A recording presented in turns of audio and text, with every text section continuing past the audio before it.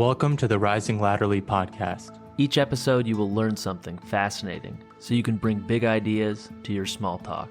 Your growth is our growth. Listening to these episodes, subscribing to our weekly newsletter, engaging our posts on social media, and sharing our show with your friends and family is deeply appreciated as we work hard to expand this platform. You can also visit our page at buymeacoffee.com to contribute what you think the show is worth. To the folks who are taking this step, we can't thank you enough. Look for the link in our show notes for more details about how you can support and follow us. And now, please enjoy this episode.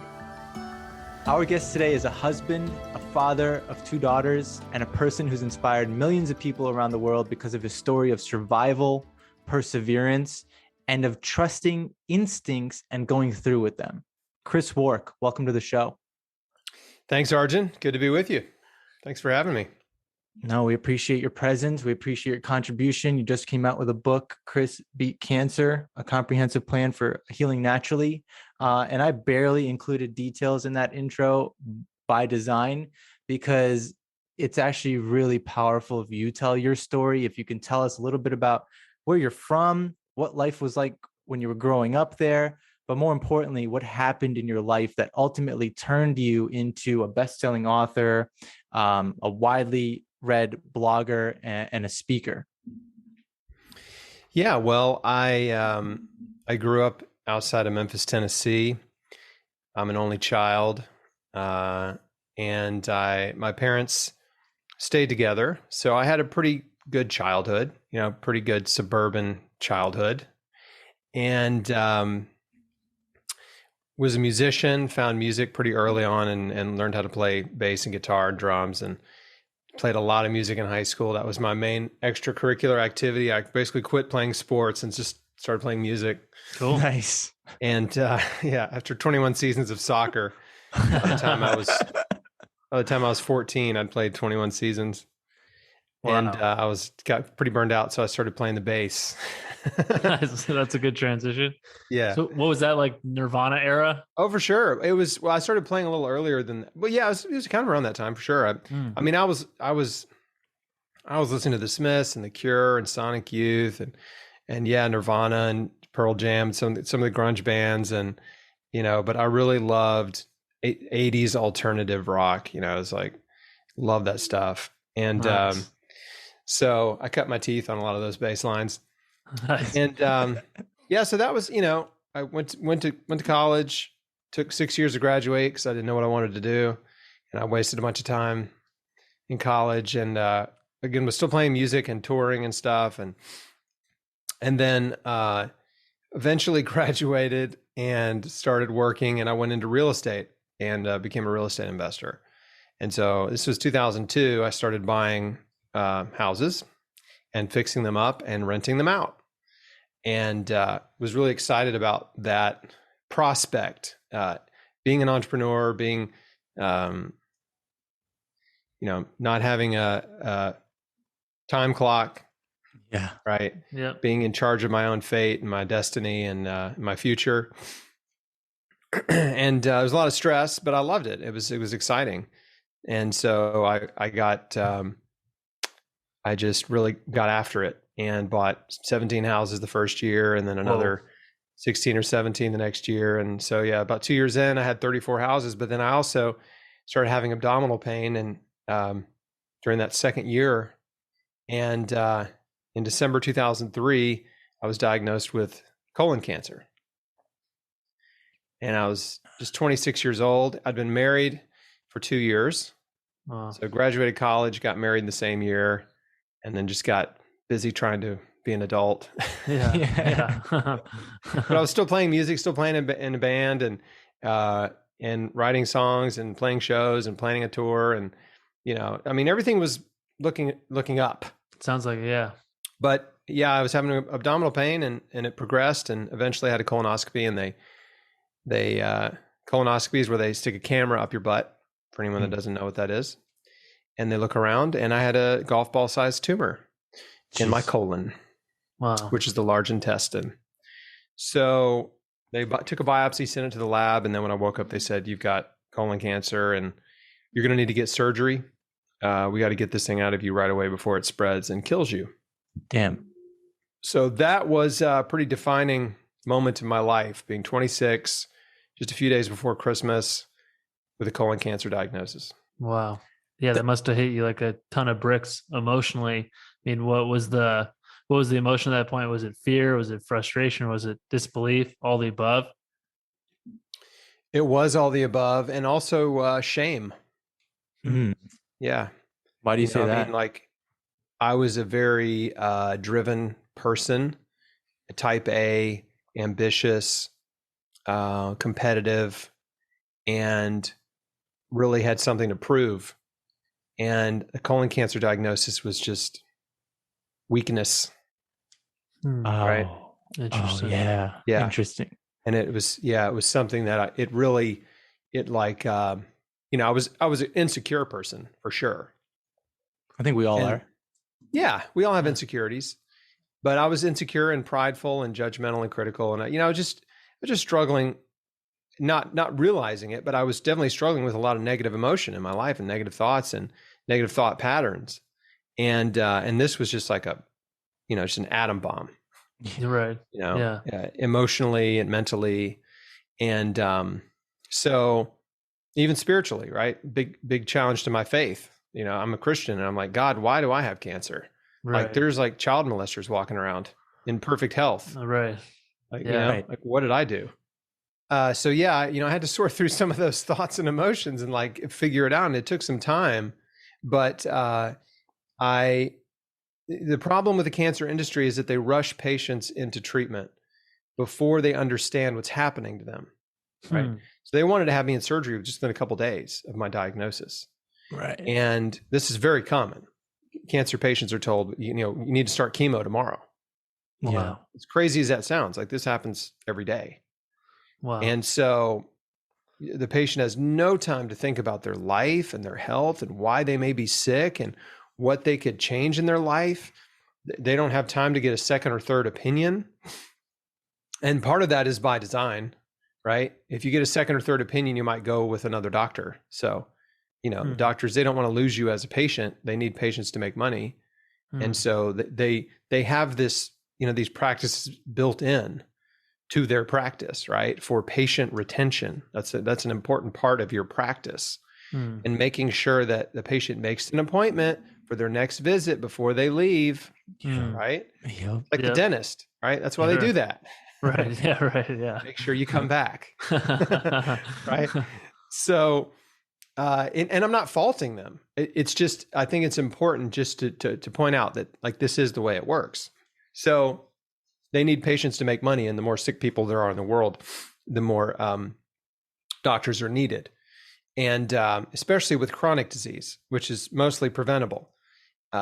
So most doctors spend most of their time treating patients with completely preventable diseases, chronic diseases. It's fascinating. So, and that's a huge burden to our healthcare system, to our economy. I mean, it's a problem, but there is a solution. And so I postponed my surgery because I didn't want to be in the hospital on Christmas because that was super depressing. Right. Out, and I was like, Right. Can I just have a regular kind of Christmas with my family? So I went in on December 30th. They took out a third of my large intestine. When I woke up, they said, it's worse than we thought. You're stage 3C. So stage 1 is a pretty small tumor. Stage 2 would mean the tumor is kind of broken through the colon wall. Stage 3 means there is cancer in multiple organs. Sorry. Stage 3 means it's in the lymph nodes. Stage 4 means it's in multiple organs. Okay. So, I was stage 3. It had spread to my surrounding lymph nodes. They took a bunch of those out. And then they said, look, your next step is 9 to 12 months of chemotherapy. So and they probably said it like as if that's your only choice. Yes. And, you can just imagine the doctor saying like, this is your only choice. And, just to give anyone listening some stats on the stage 3 colon cancer, you had it in your book. I think it's important to talk about it. The 5-year relative survival rate for stage 3 colon cancer is 53%. Young adults under 40 have a 28% higher risk of cancer progressing and spreading during a 1-year follow-up, and are 30% more likely to die from cancer. But here you are about 15 years later talking to us. Yeah, the odds were definitely stacked against me. Having cancer on the right side of your colon is a worse prognosis. So yeah, young adult cancer is always more aggressive, almost always more aggressive. And what a lot of folks don't know is that colon cancer is one of the fastest growing segments of cancer in young adults. Right. Like so there are the prevalence rate of it. What's that? Like the prevalence rate of it. That's right. So, every year I read all the cancer headlines every day, but every year, there will be new reports like colon cancer is on the rise in young adults. Colon cancer is on the rise. It just keeps rising. It's largely driven by our diet and lifestyle choices, which I'll get to. But that's what's causing it. So I didn't know any of this, of course, but I was in the hospital. I'm sitting there after they, took out a third of my colon, told me I needed to do chemotherapy for 9 to 12 months. And then they brought me my first meal after taking out a third of my large intestine, which was a sloppy Joe. Oh, unbelievable. Wow. Yeah. So it's like, what is this? Summer camp or the military? Right. Am I in prison? Right. Like, this is prison food. In a hospital. Yeah. They're serving to sick people who've just had their chest cracked open and a quadruple bypass, right? Cancer patients. Like savage. Right. Yeah. I mean, like, here's a sloppy Joe. Like, no, we really think this is a good meal for you. So that was surprising. And then the other thing that happened that got the wheels turning was a few days later, they told me I could go home, and my surgeon came in to check on me. And I said, hey, is there any food I need to avoid? Because again, they took out a third of my large intestine. Everything you eat is going through there. Yeah. Yeah. You'd think there'd be specific instructions. Yeah. Like, they're stitched it up. I'm like, I don't want to eat the wrong thing and like screw it up or whatever. And he just said, no, just don't lift anything heavier than a beer. Wow. Unreal. And that was raising red flags. Yeah. I'm just like, what? Like, really? Mm-hmm. Nothing? No nutritional advice at all? Mm-hmm.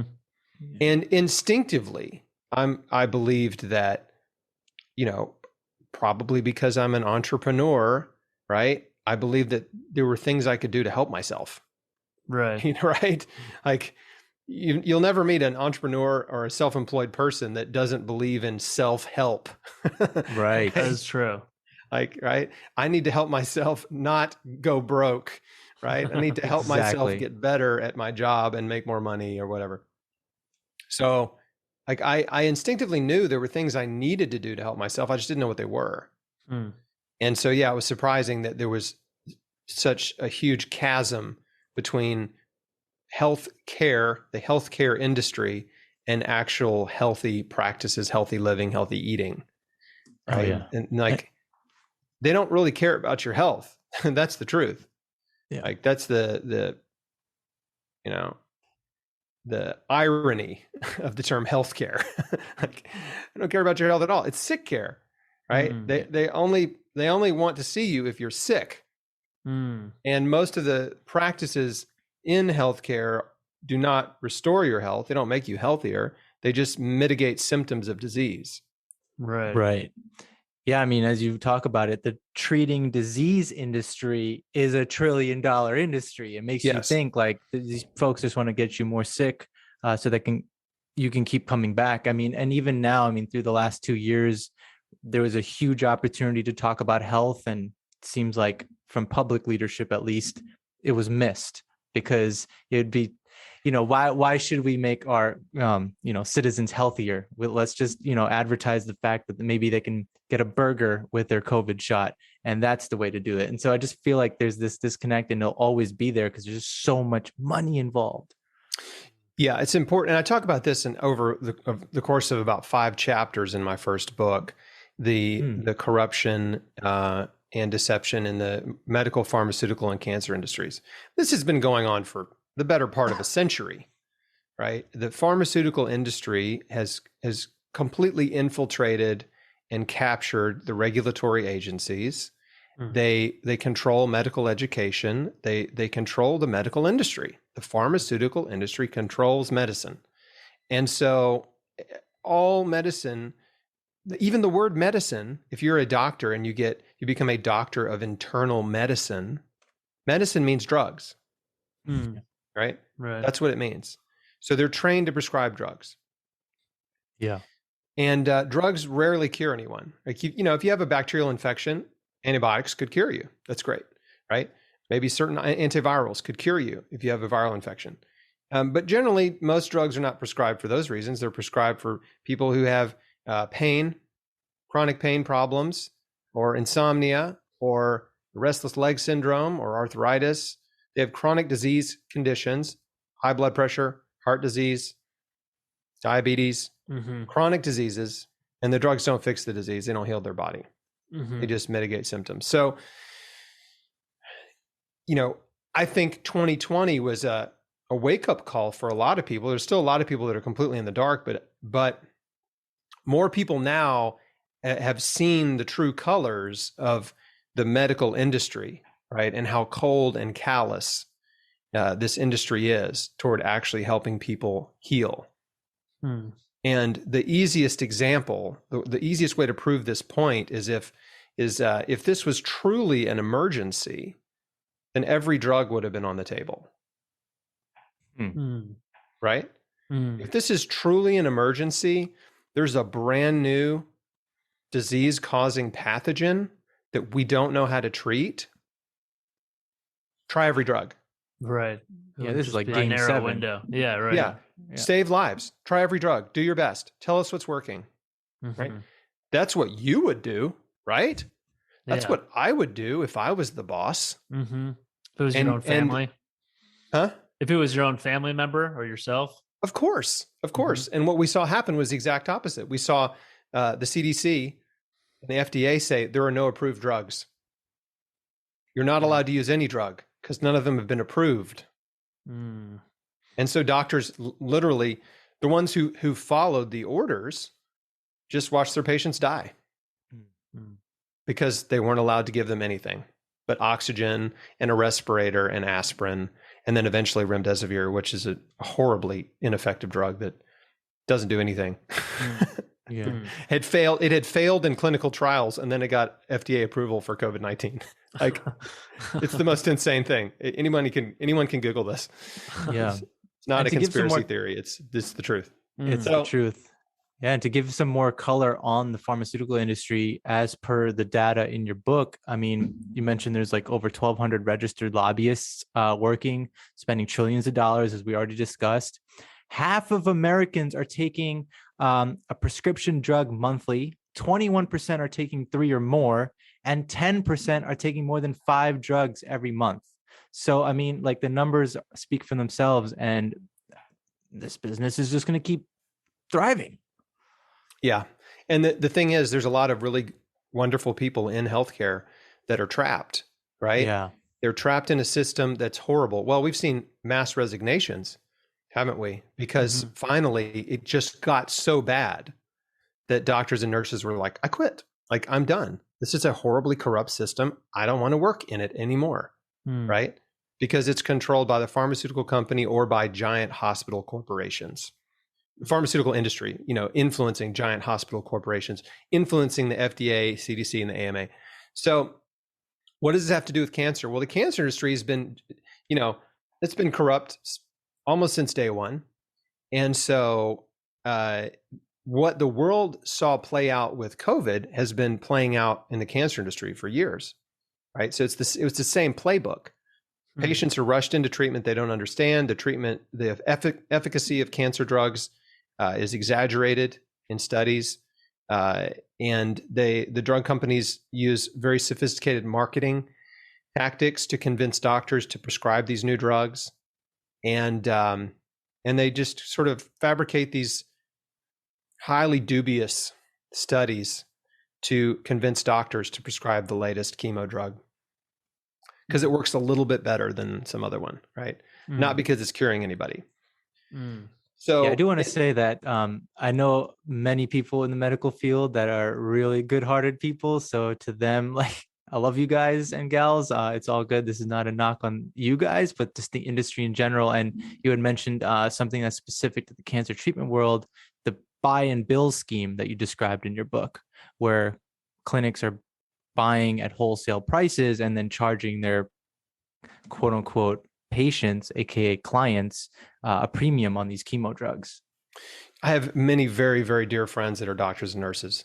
They're amazing people, but like I said, they're trapped in a system that is horrible. It's a horribly designed system that's soul crushing, and doctors have the highest rate of suicide of any profession.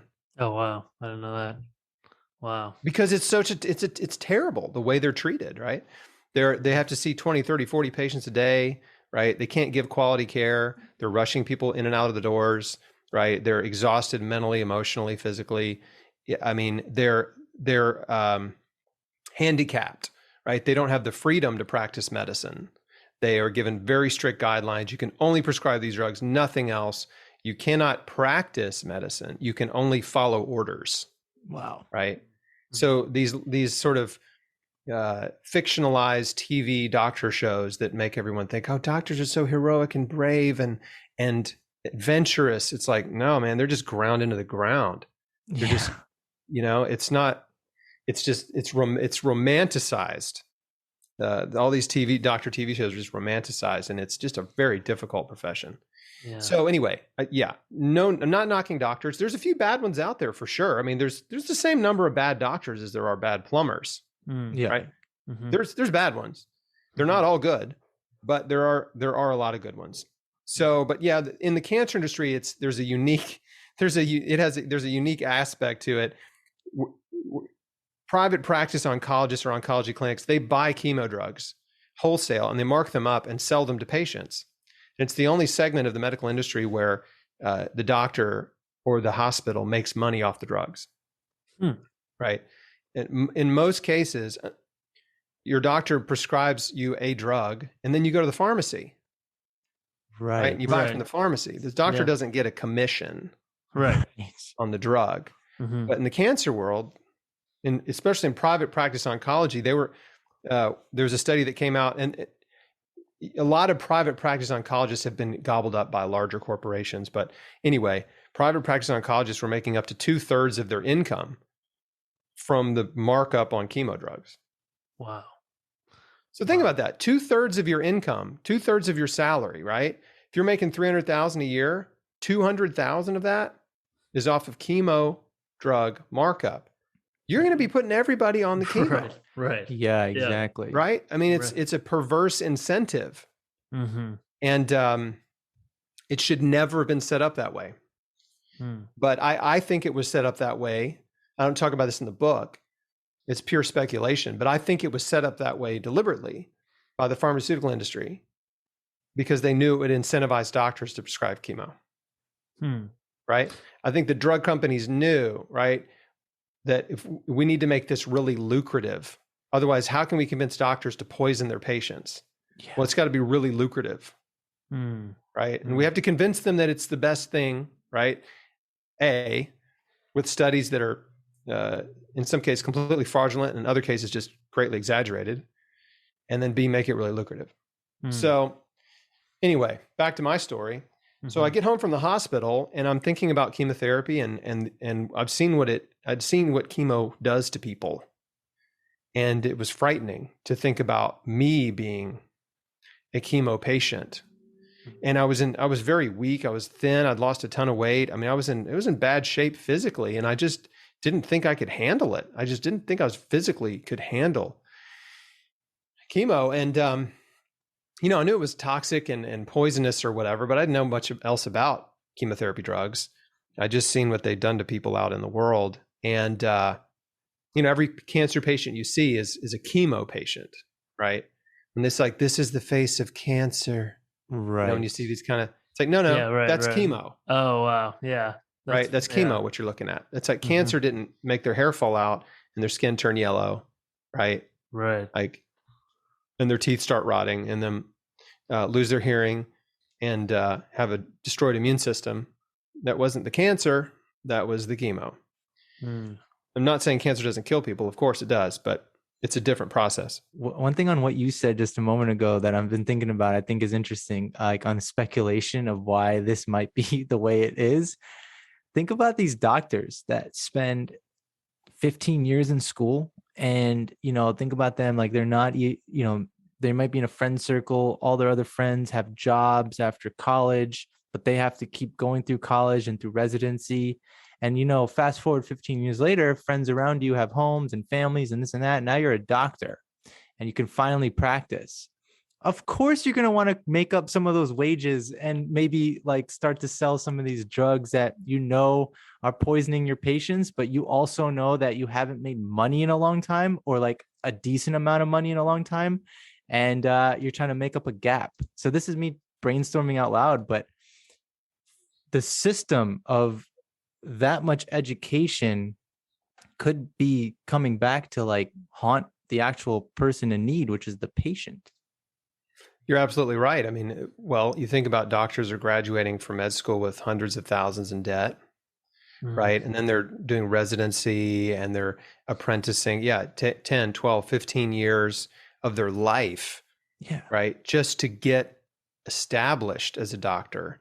And then, after they spend 5 or 10 years practicing, if they actually take a moment and stop and look back and see how many lives have I actually saved, it becomes very depressing. And then that's why you have this, moral or ethical or spiritual dilemma. Yeah. Right. That's why physician suicide is so high. Right. It's like, I just spent my whole life to get here and I hate this profession. Right. I'm miserable in this profession because it's not what I thought it would be. Right. It's not bringing me joy and satisfaction and fulfillment. I don't feel like I'm making a difference in anyone's lives. I'm just writing prescription for drugs all day. Right. Right. So, I totally empathize with that. I mean, it's, certain medical professions are easier than others. Right. But anyway, so I didn't know what to do, but I didn't want to do chemo. I didn't feel right about it. The idea of poisoning my way back to health didn't make sense. So I prayed about it and I said, God, if there's another way besides chemo, please show me. And 2 days later, I got a book that was written by a man who had healed his colon cancer in about a year's time by radically changing his diet. He went all raw and started juicing. And I read his story and I was like, this is it. This is the answer to my prayer. I asked for something, this showed up, and it made a lot of sense to me. It wasn't like, oh, this is just some crazy, harebrained quack scheme. This was the revelation that the way I was living was killing me. Yeah. Right. Which was good news. Yeah. Right. It was good news because I realized, wait a second, if I've contributed to my disease, then maybe I can contribute to my health. Right. Right. Yep. And that was empowering. And there was I had one story, one testimonial, and that was enough to give me the spark of hope that I could help myself heal and that I could survive and thrive. And that I came to understand the body creates cancer. These are your cells. It's your DNA, right? If your body created it, your body can heal it. And so that belief that healing was possible was so transformative to me, right? Yeah. That healing was possible. Like all of a sudden I believed it was possible and it made sense. Sorry. I was able to connect the dots, right? Because what happens with most cancer patients is they go to the doctor and they've got the diagnosis and they say, why did I get cancer? Like, how did I get cancer? How'd this happen to me? And the doctor says, well, we don't know. Yeah, it just happens.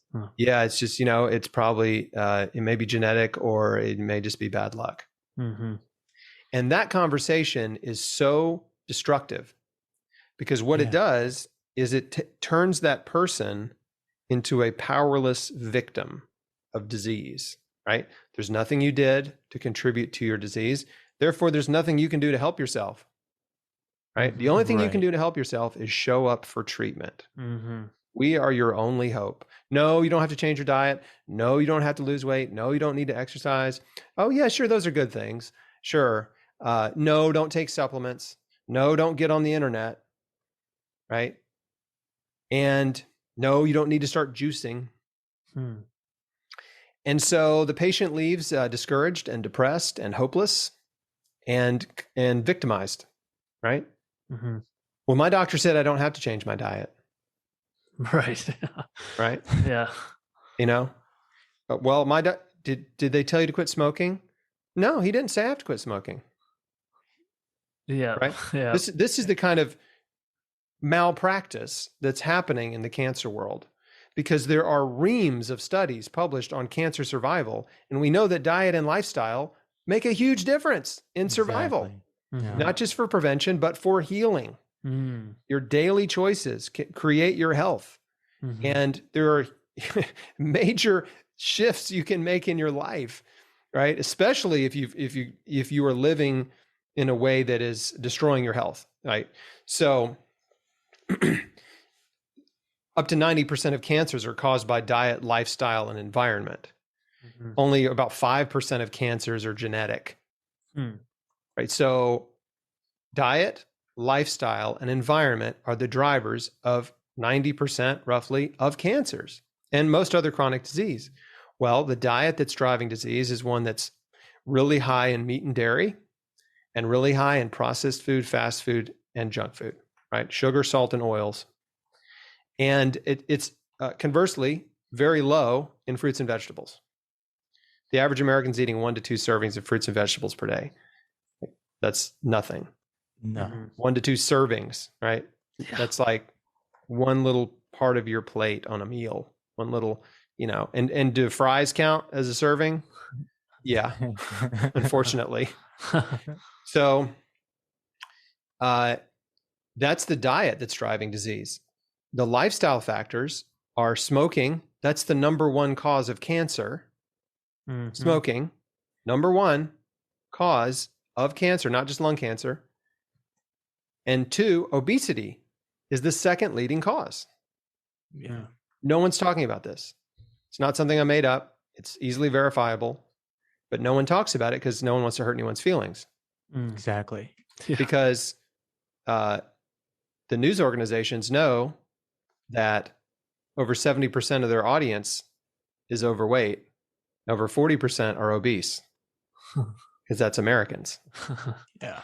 Yeah. So again, your diet is contributing to obesity, the American diet. And it's not Americans' fault. We live in a rich country. We're blessed. There's food everywhere, right? And there's unhealthy food everywhere because of factories and factory farms. Right? Yeah, but we have one of the lowest lifespans in the industrial world. Yeah, we have horrible healthcare when compared to other countries. We have horrible rates of chronic disease compared to other countries, especially countries that are considered third world, right? Because in third world countries, meat and dairy are luxury items. They don't eat them every day. In Yeah. vast swaths of China, for example, or Southeast Asia, even in India, right? Largely vegetarian. Mhm. And so they consume far less animal foods, Mm-hmm. far less junk food, fast food, and processed food, because it's not available in poor parts of the world. And they subsist on very simple whole foods from the earth, fruits and vegetables, Mhm. whole grains, legumes, nuts and seeds, herbs and spices. These are the best foods for you. This is what you want to be putting in your body every day. So we're not doing that in the US. We're eating a very high calorie, calorie dense, nutrient deficient diet, and it's contributing to obesity. And obesity is the second leading cause of cancer, because when you're overweight, your body, those fat cells are producing molecules that promote inflammation. They're producing hormones that fuel cancer growth, and they're suppressing your immune system. Because when you have excess fat, your fat cells are dumping fatty acids into your bloodstream constantly. and your immune cells will absorb those fatty acids, and then they become fat. Your immune cells become obese. Wow. This is crazy. This is relatively new research. Just came out a few years ago, that immune cells in an obese environment are themselves also obese. And obese immune cells are slow and sluggish and ineffective. So to further illustrate this point, this is also why obesity is one of the highest risk factors for severe COVID-19 infection and death. Because immune of the cells themselves are obese. Depressed immune system, right? And chronic inflammation. So, a body that's already inflamed and immunosuppressed, look out. Yeah. Right. You're on thin ice, baby. Yeah. Right. Yeah. Like you are on thin ice, and you are highly susceptible to cancer, right? Because that's an environment where cancer cells thrive, inflammation and immunosuppression, and you're highly susceptible to a life-threatening infectious disease. So, and you're going to have low vitamin D, which is an important immune system vitamin when you're obese. So I want to connect the dots for people so they understand this is not just some esoteric theory that Chris came up with, right? This is all science. I've been in this world for 18 years almost. My 18-year cancerversary is next month. Oh, wow. Congratulations. Yeah. December 30th. Thank you. Yeah, it feels good. I'm 44. It's awesome. So but it took me a long time to learn these things, to piece all this together. And my book came out 15 years after my diagnosis, right? So I didn't rush to write a book after I got cancer. I got well, and then I started reading and researching more. And then I started blogging and making videos and interviewing doctors and experts. All that's on chrisbeatcancer.com. And then the more I learned, the more I realized, what I didn't know. But instinctively, I made a lot of good decisions that that are backed by science, but I didn't know about the science, right? But the decision to change my life and overdose on fruits and vegetables, eat an all raw food diet and start juicing and change every aspect of my life. Science has proven in numerous studies that all these things are good for you, right? Yeah. They promote a strong immune system and a healthy body and reduce inflammation. And so I know I'm jumping back and forth in telling my story and just talking about the cancer industry and health and wellness and all this stuff. But to close the loop on the major causes, so lifestyle, right? Smoking, obesity, alcohol, obviously, is cancer causing too. So that's pretty obvious. And stress is a big part of the lifestyle conversation. And the third is environment. So we all know there's toxic stuff in our environment, right? Air pollution, water pollution, working in chemical factories, right? In a workplace environment where you're breathing in soot and smoke and dust and fumes, right? And even just the stuff you're putting on your body, toxic chemical body care products that have never really been tested in humans, and the toxic chemicals that they're putting in food, right? That ties back to the food problem. And even simple stuff like drinking fluorinated and chlorinated water. Yep. Even sitting indoors. I mean, according to even just sitting indoor. I mean, indoors, according to the EPA, indoor air is almost 5 times or more polluted than outdoor. Up to 100 times more. Oh, up to 100 times. Up to 100. Wow. Yeah. In the worst examples, but right. So indoor air pollution. And then electropollution. So there's a lot of, toxic stuff in the environment. And if you're really trying to change your life and optimize your health, you have to systematically look at all the potential disease causers in your life and remove them as best you can and replace them with health promoters, right? So you stop eating the toxic disease promoting diet and you eat a diet that's just hardcore healthy, right? You start exercising. Because exercise improves your circulation, your cardiovascular system, it improves your mood. It is anti-cancer. It flips on genes that are anti-cancer genes, and it turns off genes that promote cancer growth. Just from exercise. It increases heavy metal detoxification through sweating. So that's a simple thing. Getting more sleep is a simple thing. Better sleep. Exercise promotes weight loss. It actually promotes better sleep. So again, diet and exercise. What a concept, right? Yeah. And then, it's always a good idea to replace your toxic, all the toxic body care products, home cleaning products, all that kind of stuff with natural, non-toxic brands, right? Every little bit helps. So that's what I did. I just decided to change my whole life and investigate every possible disease promoter and replace them with health promoters. And I couldn't do it all overnight, but I did some things overnight. I changed my diet overnight. That I did immediately. And then I kept reading and researching and learning. And as I would learn new things, I would incorporate them into my life, right? As I realized, like, oh, fluoride is super bad. I need a water filter. Yeah. So those kind of things. And yeah, just on eating, I mean, just a few months ago, we had Robert Cheek and Matt Frazier who, they came on and they talked about their book, The Plant-Based Athlete, and it's just eat fruits, eat plants. I mean, eat a wholesome raw diet, and things like garlic, leeks, onions, add that to your diet. There's so many things that you can just do basically overnight. What I ended up doing was I decided I wanted to eat the most potent anti-cancer foods every single day at every meal, right? Because every meal is an opportunity to feed your body with nutrients that can help it repair, regenerate, detoxify, and heal. Every meal, right? This is an opportunity. And so I quickly figured out that a giant salad was the ultimate anti-cancer meal. Call it the giant cancer fighting salad. And the recipe is actually on the cover of my brand new book. Right there it is. Beat Cancer Kitchen. Perfect book plug opportunity right here. It came out this week, November 16th.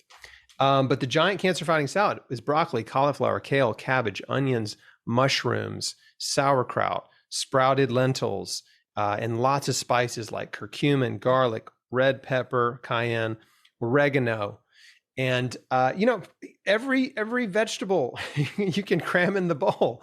And the most potent anti-cancer vegetables are the allium family and the cruciferous family. So garlic, onions, and leeks, like you said, they're at the top of the food chain, and then right under them is broccoli, cauliflower, kale, cabbage.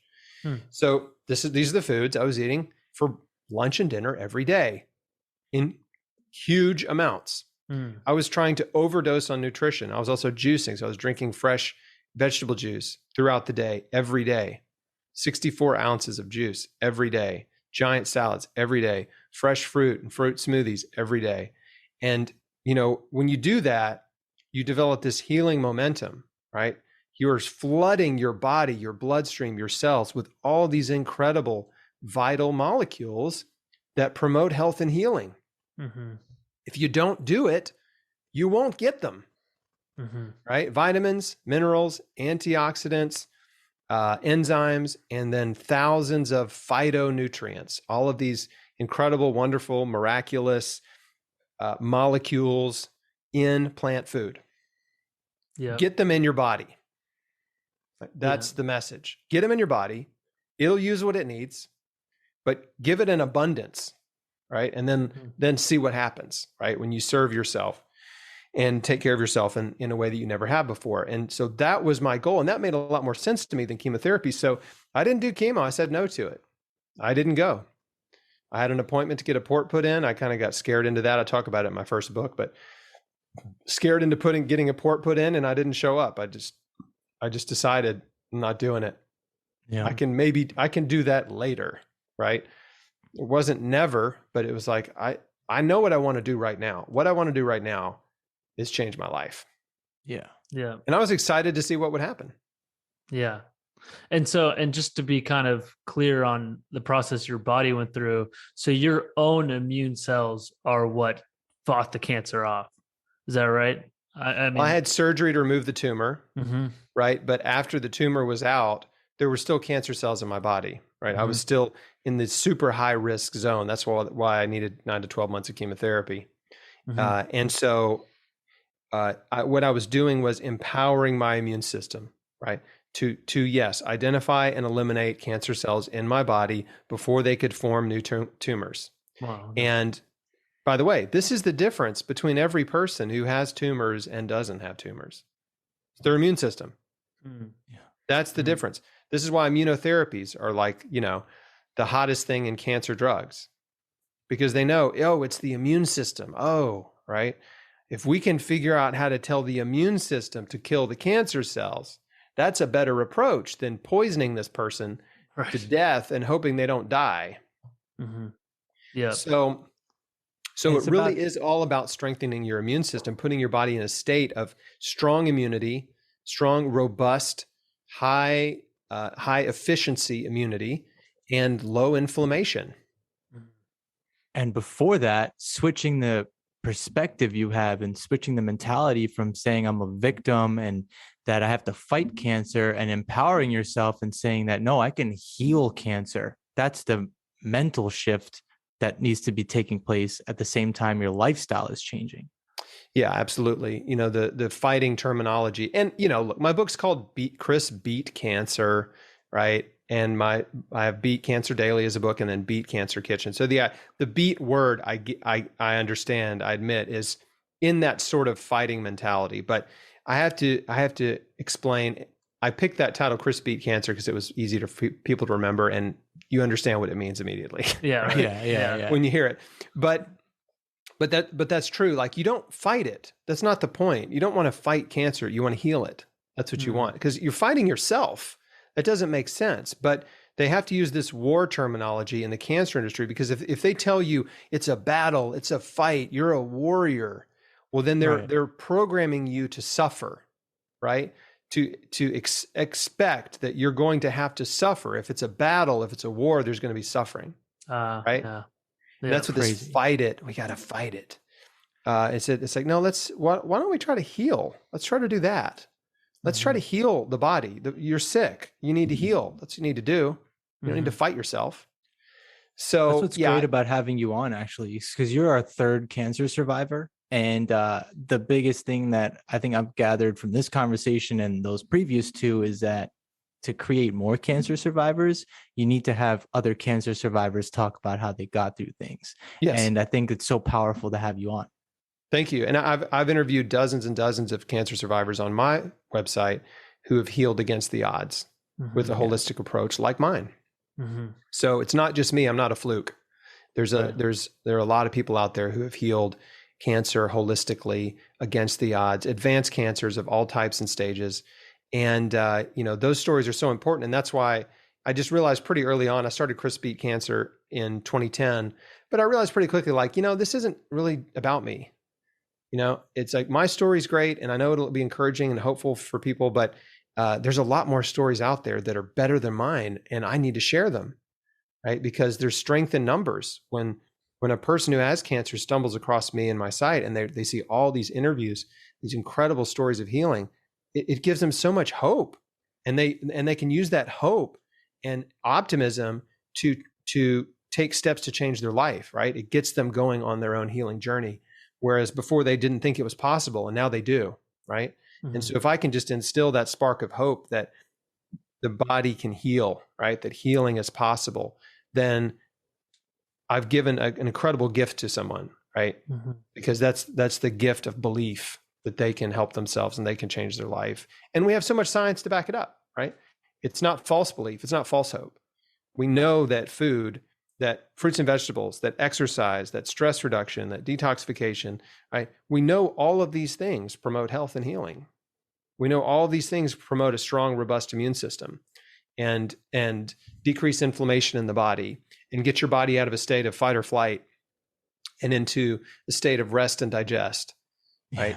Yeah, nice. It's parasympathetic immune system activation. Nervous system activation. So, yeah. And the other thing people should know is that all of that has been tested and true. And, you look at Eastern cultures, they've been on this diet for a number of years.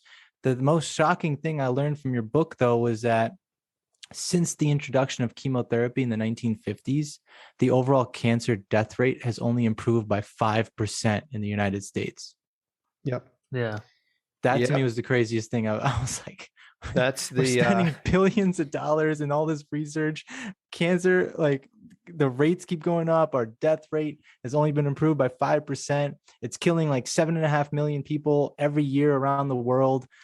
50% of American men are going to get this.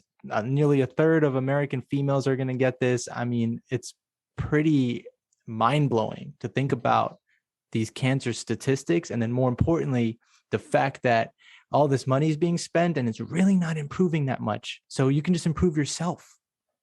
The seriously inconvenient truth is that they've only reduced the death rate from cancer by 5% in 60 years.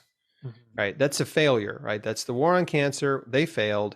Oh, but wait, they've made billions and billions of dollars and failed, right? The most lucrative failure, right? Possible, right? Where you can fail and still make hundreds of billions. And so that one statistic should give any person pause, any cancer patient pause before they get rushed into treatment, right? To understand. I have a free guide. I should have mentioned it earlier, but for anyone who's still listening, there's a free guide on my website called 20 Questions for Your Oncologist. There's a link to it on every page of chrisbeatcancer.com. And if you're getting treatment or if you have a loved one who's going through cancer, absolutely download this guide. It will give you the most powerful questions to ask so you can make the best decision for you. One of the biggest problems is that cancer patients, they don't know the right questions. They don't ask the right questions, and they're told very little, and they're just rushed in out of fear. They just think it's either do this one treatment, one available treatment option, or die. Right? I've got two choices, treatment or die.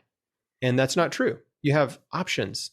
You have so many options you don't realize, and there's so much you can do to help yourself. And as much as I'm critical about the cancer industry and chemotherapy, I don't tell people not to do chemo.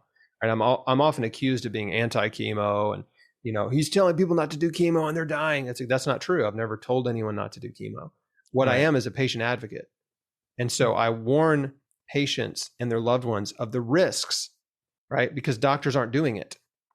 Yeah. And so if you know the risks, you can make an informed decision. If you don't know the risks, you're flying blind. Yeah. Right? It's like if my family goes skiing and I tell my kids to put a helmet on, right? Don't ski near the trees. Put a helmet on. Don't go down a double black. I'm not anti-skiing. Yeah, right. Right? I'm like, let me tell you the risks, right? Yeah, right. Like, let me tell you how to do this safely. So, same thing. Like, wear a seatbelt in the car. I'm not anti-car. Yeah. Cars are dangerous. You can die in a car wreck. Wear a seatbelt. So, chemotherapy treatments are dangerous and can be deadly and have short-term and long-term damage. And I talk about a lot of those details and stuff in Chris Beat Cancer, the book. But the point is, we all need each other. We can learn from the experience of others. And that's what I'm here to do. It's to share my experience, what I've learned, and what other people have learned through their experience. And I think that just helps the collective knowledge, right, grow. And any person can come to my website and start watching these interviews I've done with other cancer survivors, and they see the common threads, right? Yeah. These interviews are not scripted. I don't tell these people what to say. And yet you'll hear them saying the same things over and over and over, the same principles that I'm talking about on this podcast. You'll hear over and over and over from cancer survivors that don't even know me, right? They don't know me. They haven't even read my books, but they've learned the same things about life and health and healing. Because I didn't make any of this up, right? It's been around since, really since Bible times, but, Hippocrates, who's came much later. Like, these are holistic, universal principles of health and healing that have just basically been ignored and suppressed by a giant money-driven healthcare system. Because there's no money in food, there's no money in exercise, there's no money in stress reduction, there's no money in faith, right? The money's in pharmaceuticals, radiation, surgeries, right? And all the other ancillary, breast reconstruction, nipple tattoos, all this. I'd argue there's a lot of money in faith, though, and religion. That's a whole separate subject. But oh, well, okay, touche. But I'm saying they can't sell you faith. Yeah. You know what I'm saying? In the doctor's office, right? They can't bill you for encouraging faith in the doctor's office. They can't bill you for encouraging you to exercise and to forgive the people who've hurt you in life.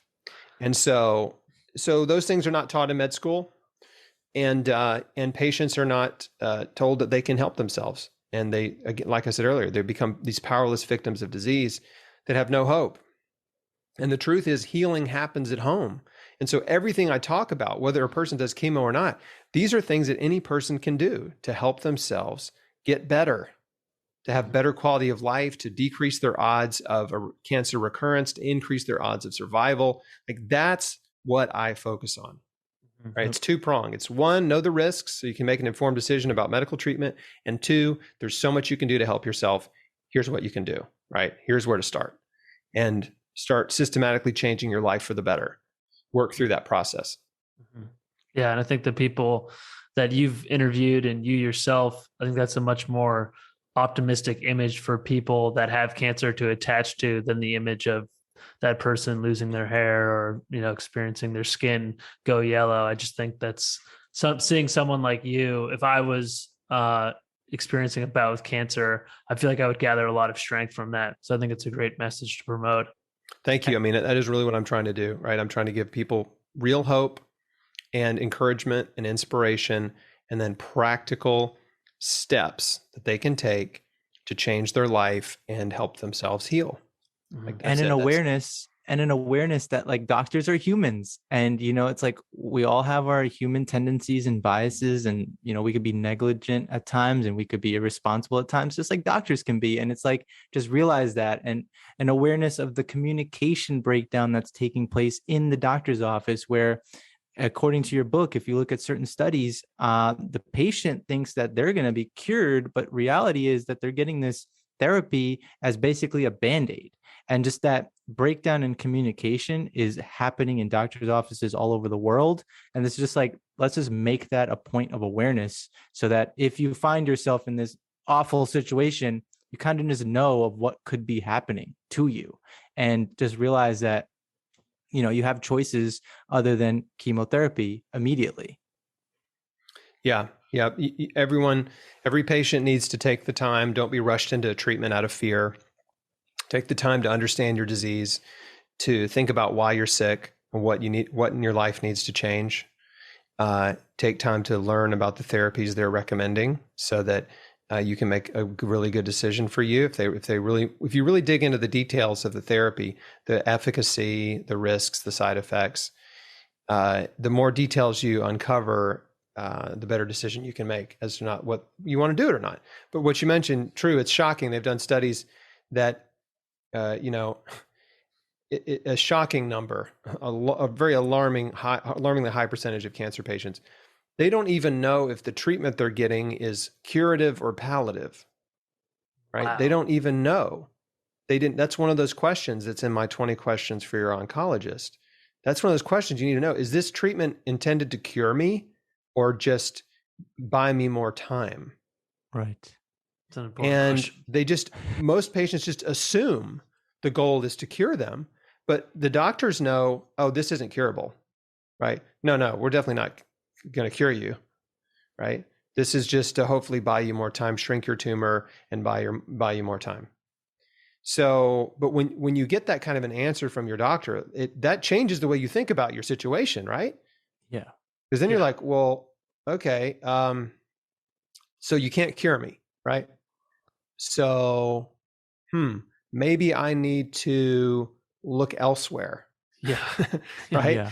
Because, it can be very empowering, right? When a doctor says, we cannot cure you, then that empowers you to go on your own journey, right? To find healing, right? It frees you from this false hope, which is pervasive in the cancer industry, that chemo is going to cure me, right? This false hope, because it rarely does. Unless you have testicular cancer or childhood leukemia or maybe lymphomas, but solid tumor cancers, the cure rate is pretty low, especially for stage 3 and 4. But you are empowered, right? It like activates that survival mechanism where you're like, wait a minute, okay, well, I got to do something else, right? This isn't going to cure me. Well, I want to get well, so what else can I do? And then you start looking. Yeah. right? And then a person maybe finds me, right? Or other people like me out there on YouTube or Facebook or somewhere that are sharing their stories of survival and giving people hope and again, resources that they can use to change their lives. So that's what makes me feel good. That's why I still do it. It was just a part-time passion for me. It wasn't a career move. Yeah. And I started my blog 6.5 years after my diagnosis. So like I was confident enough that I was well, right? Cancer was gone. I was cancer free and I was out of the woods. And I didn't want to go back. I didn't want to think about cancer or talk about cancer anymore. Like I was so glad to be past it. I was just living my life and working and had started a family. But I just had this nagging sense that, you know, my story was too important just to not share it. Like I just felt like I know there's people out there that, you know, would be encouraged to hear my story. And that's why. So what other things are you doing in life? Because I'm sure you don't want to be labeled as a cancer survivor and only that. So obviously you have the blog, you're writing these books, but you know, what are some things you're maybe teaching your daughters? According to them, nothing. They're teenagers, right? Like they're teenagers. It's like Dave Grohl and his kids. They don't think he's cool at all. Like it's Dave Grohl, man. Nope, not to his kids. No, dorky dad. Yeah. So, I was writing and making art videos and interviewing people for 5 years, and the blog just kept growing. And then eventually it kind of took over my life, and I realized, oh wow, I guess I should just do this, right? Yeah. Focus on this full time. And then that's when I really started working on the book seriously. And, you know, so that was like 2015. And then the book came out in 2018, my first book. And I have a course called Square One, which is just an intensive course to help cancer patients and their loved ones really change their life, like directly, like, let's do it. Here's how we do it. We have a private support community. We created that in 2016. So awesome. So so I have turned into a full-time cancer survivor, patient advocate, author, speaker, and, you know, just lover of life and health, man.